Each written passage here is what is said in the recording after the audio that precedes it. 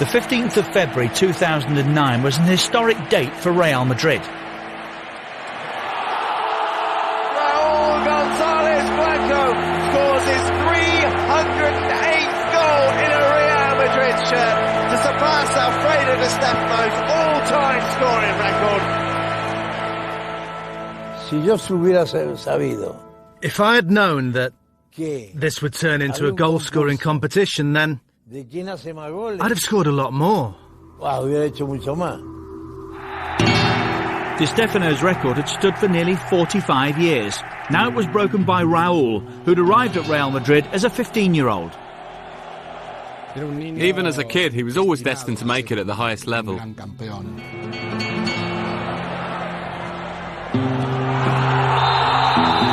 Played when he was 17, scored this goal, scored that goal, broke this record, went on his way to break every single record.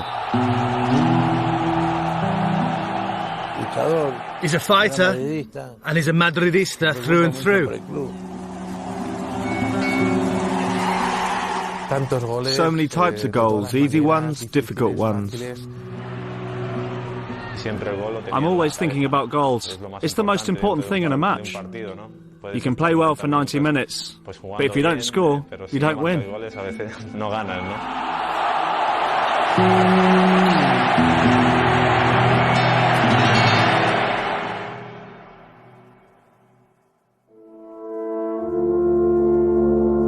Madrid is a city that always thinks big, and Raúl has made one of the biggest statements of all, breaking goal-scoring records for Spain and Real Madrid, becoming one of the symbols of the city.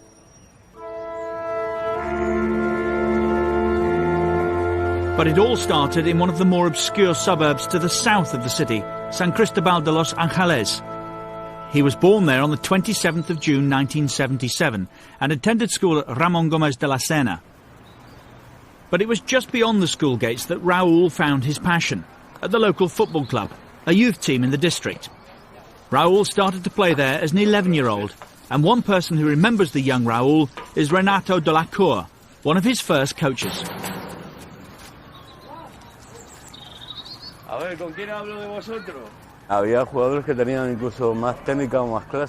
We had players who were technically better than Raúl, but none of them worked as hard as him.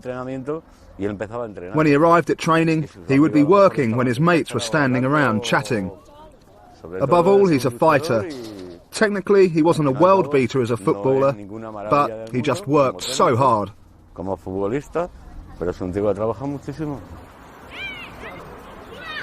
As a southern suburb of Madrid, San Cristobal is a stronghold of Atletico Madrid support, and Raúl was no exception.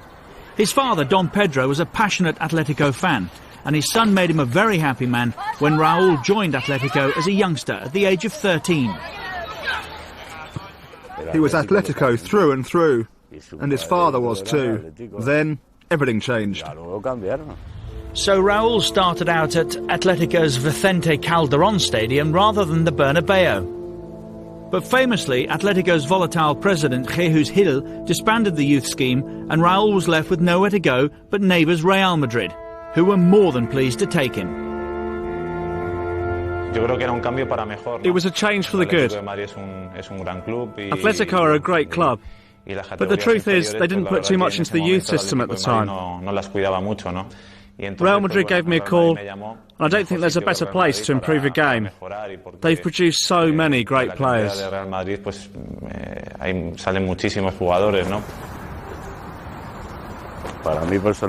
Personally, I think he's a traitor. But seriously, I'm very proud to have worked with him, to have known him before the whole world knew him when he was young. Hats off to him. So Raúl had made it to the Bernabeu, but still he was one of hundreds trying to make it as a professional. His dedication took him to Madrid's third team, where he caught the attention of the coach, Jorge Valdano. Mentally, he was fantastic. He was intelligent, ambitious, and very competitive. He had this incredible dynamism. He wasn't necessarily a very strong player, not particularly fast, or even that great technically. The secret of his success was in his head. For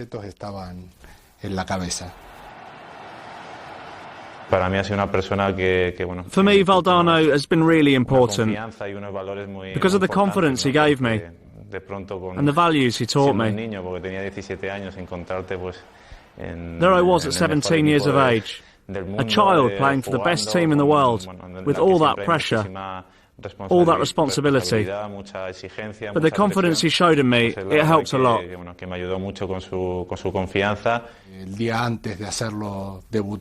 I can remember the day before I was going to give him his debut, I went up to him and said, "I'm thinking of playing you tomorrow, but I'm afraid you might be a bit nervous." And he said to me, "Well, if you want to win, then play me. If you don't want to win, put someone else in the team." He had such extraordinary self-belief, especially for the kid that he was. The debut came on the 29th of October 1994 against Real Zaragoza, and Raúl became the youngest player ever to play for Real Madrid. He was just 4 months past his 17th birthday, and a week later there was an even more significant game for the former Atletico fan. That's one of my best memories, making my debut in the Bernabeu, and the goal I scored. I don't think I've ever celebrated any goal as much as that. It was a dream come true. I was in heaven. It was great for me, and my family, my parents and my friends.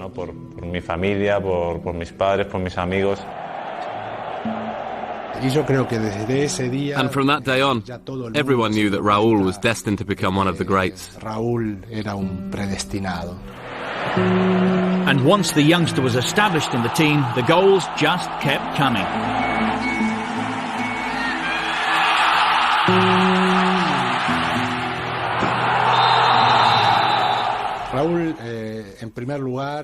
Raúl is all about goals. He always had the edge over everyone else inside the area because he was so clever. His thinking was much quicker than his opponent, and he was so intelligent. He was a player that always knew where the goal was and knew exactly what he had to do when he was in the area and when he received the ball. He was always there. Sometimes you didn't know where he was, but he would just pop up and score a goal. It was always on my mind. I was looking out for any chance, any half chance of defensive error that could lead to a goal.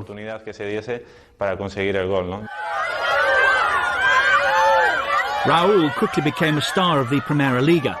He won his first league title in 1995, and another followed in 97, with Raúl voted the best player in La Liga that season.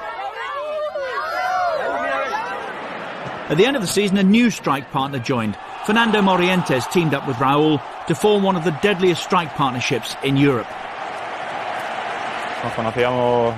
We knew each other well because we'd played for the under-20s at national level, and we complemented each other so well. We both brought in different qualities. He scored because of his movement, and I would play down the middle and make the space for him.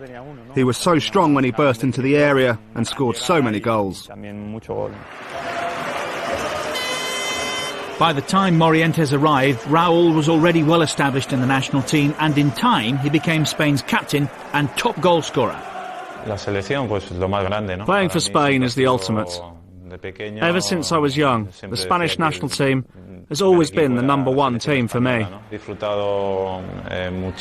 fantastic to put that shirt on, to score goals for them and to help them to victory. He's the kind of person who always wants more. It was always an honour for him to play for Spain. And he brought that spirit to the national team. He gave everything and scored some very important goals. Raúl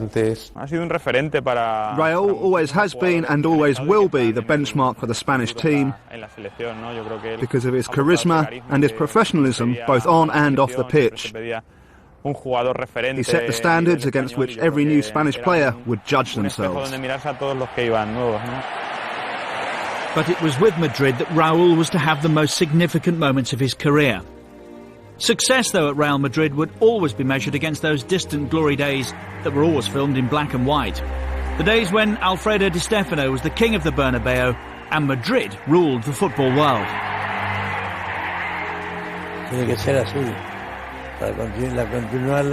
That's the way it has to be. The club has to build on its success. It's like a burning light, and without trophies, that light flickers and dies. We need to keep it burning. It had been 32 years since Real Madrid had won a European Cup final, but in 1998 normal service was resumed. It was like the 1950s once again, this time in colour. Finally, Real Madrid was back in a European Cup final, and we lived the whole season for that one match, just to win that one match. We were up against Juventus, one of the best teams around at the time, with so many great players like Zidane and Del Piero. I have great memories, not just because it was unbelievably tense the week before the game, like I've never felt before a match, but also because Real Madrid hadn't won this competition for 32 years.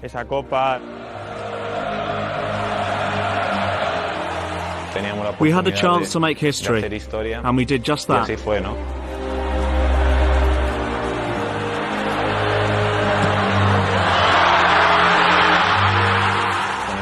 With that goal from Mijatovic, we did it. And it was fantastic. People weren't just celebrating in Madrid, but throughout the whole of Spain.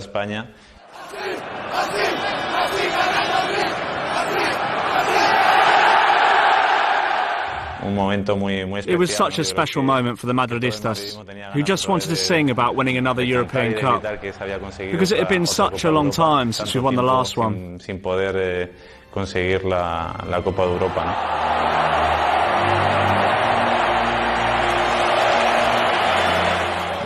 2 years later, we had another chance to play in the final. This time against a Spanish team, Valencia, who had done really well in the Champions League. It was a final we could enjoy a lot more, because we didn't have the same pressure, there wasn't as much tension.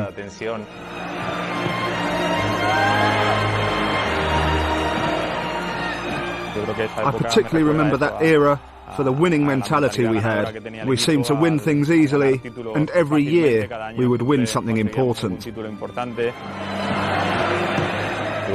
I was lucky enough to score in that final.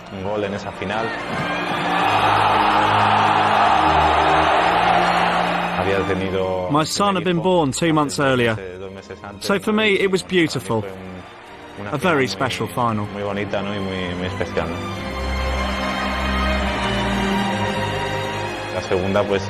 The second was much more laid back, and we enjoyed the moment much more.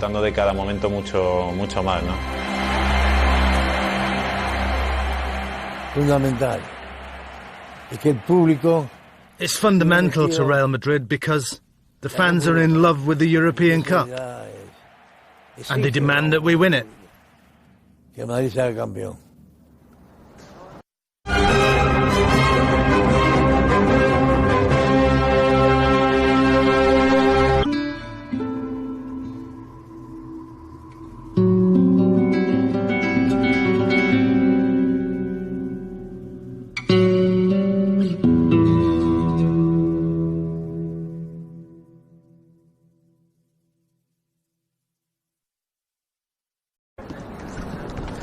With 2 European Cups in 3 seasons, the magic was returning to the grand old club Real Madrid.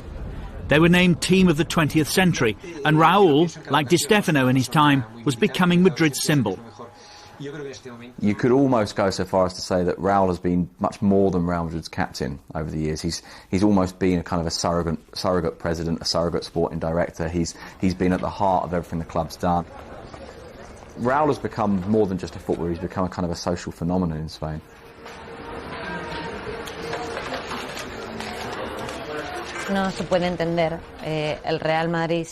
It's impossible to think of Real Madrid without Raúl, or Raúl without Real Madrid. And more than that, he's become a symbol of Spain. I think his importance as a player has transcended Madrid, and he has become a national symbol. He's been a source of great pride for Spain, a nation that has lacked a figure like Raúl, who has symbolised our game around the world. But a new president, Florentino Perez, brought in a new era at Real Madrid, an era of superstar footballers, the Galactico project. Galacticos was on the one hand the most romantic footballing image ever, and on the other the most cynical footballing image ever, because it wasn't just about great players, it was about sellable players, it was about marketing and about image.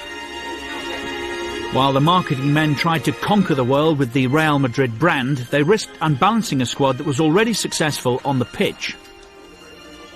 Real Madrid had already won the Champions League twice in 3 seasons, and the fact that 3 or 4 players came in for big money and they were labelled Galacticos, and the likes of Hierro, who was an absolute legend, and maybe Roberto Carlos, who was the greatest left back probably of all time, they were not labelled Galacticos. It was funny, and suddenly these 3 or 4 names were getting marketed to the highest level and everybody else was getting shifted aside, and it was a case of them and us. Let's just say that the dressing room changed slightly. Beforehand, we'd all been equal, fighting for the same cause. But when this famous phrase Galacticos came along, it spread a little bit of unrest throughout the squad during those years.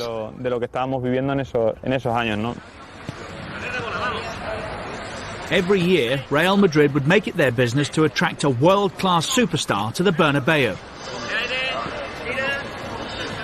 So where did this leave their homegrown star, Raúl? The Galacticos gave us a connection to the rest of the world, but Raúl connected us to the historical values of Real Madrid. He represented these values because he'd learned what Real Madrid means, and this came out in the dressing room. So in a sense, he was a leader for all these great players who were arriving at the club at that time. It's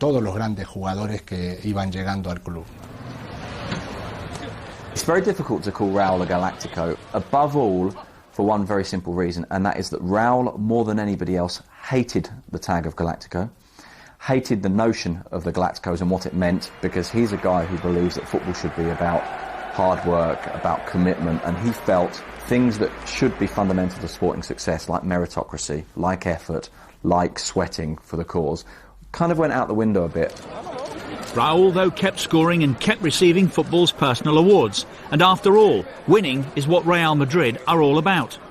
There are a lot of great players, but most important was how they were down to earth, just great people. So in one way, it was a brilliant era. But on the other hand, maybe not so great, because we didn't win as much as we should have done, which isn't good at a club like Real Madrid. Although at times an unbalanced side, the Galacticos did have their moments of brilliance. In 2002, with Figo and Zidane in the side, there was another Champions League final to celebrate. Once again, Raúl was on target with the first. But this final will always be remembered for the goal scored by Zidane.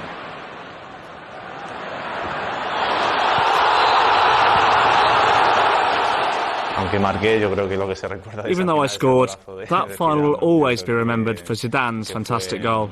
It was a magnificent goal, and to be near him when he scored was fantastic too. I think all football fans, not just Real Madrid fans, will have enjoyed that goal.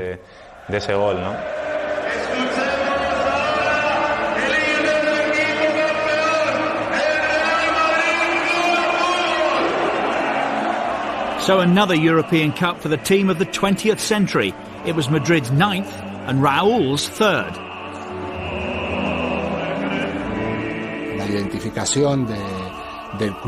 Real Madrid's identification with the European Cup began in the first years of the competition, and it soon became Real Madrid's trademark.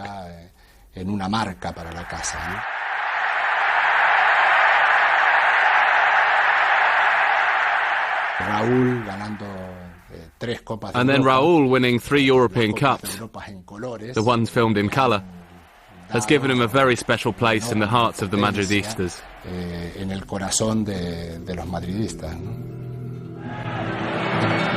But it wasn't quite the same for Raúl at international level.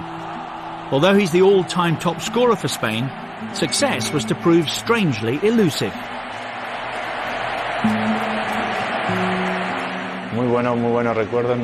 I've never really had great memories because we didn't achieve what we'd set out to do.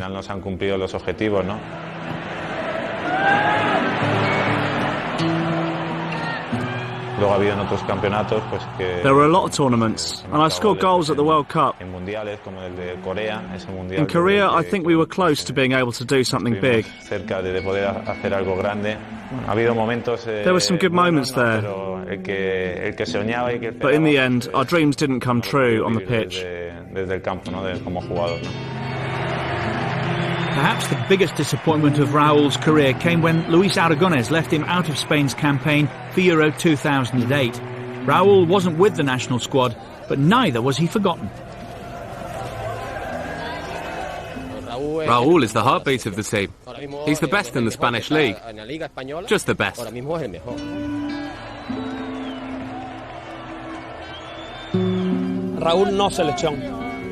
Raul shouldn't be in the team. I'm sorry, he should just play for Madrid, not the national team.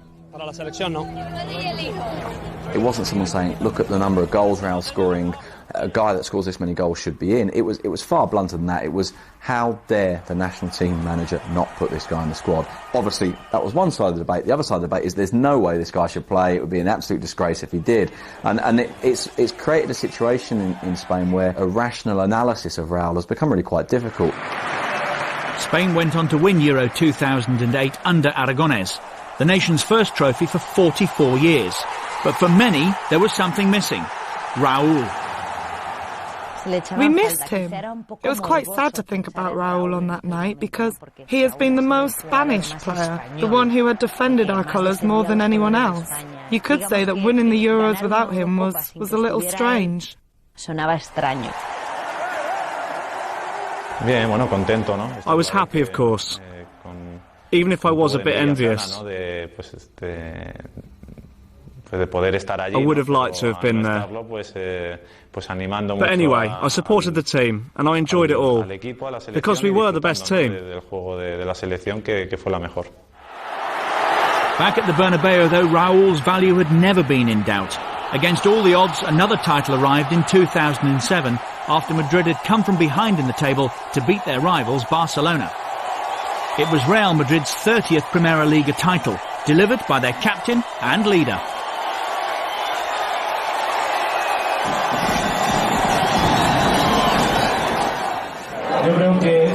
This title has come from our hard work and togetherness. So I'd like to say thank you to all my teammates, the coaching staff, and this great Real Madrid family.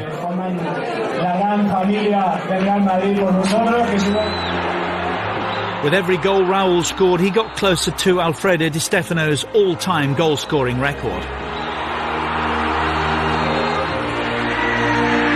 Then in February 2009, with his 308th goal for Real Madrid, Raul became their greatest ever goal-scorer.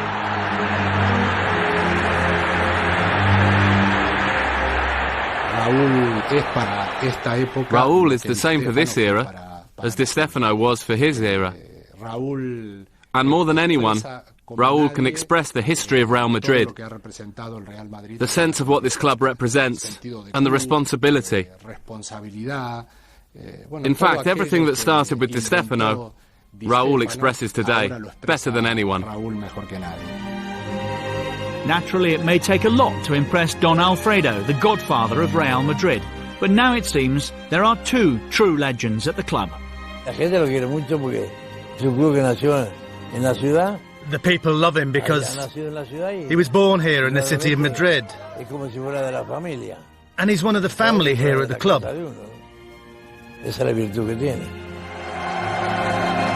Raúl González Blanco, the teenager who became the all-time top scorer for Real Madrid.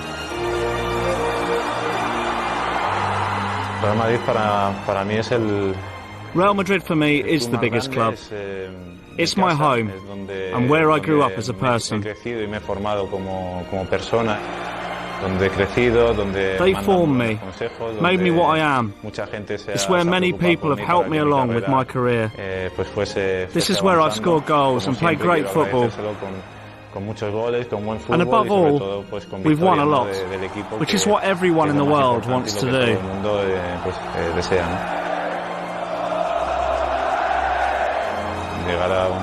The day will come when I have to stop playing, but I'm sure I'll be doing something in football at Real Madrid, because this club is a big part of everything that I am.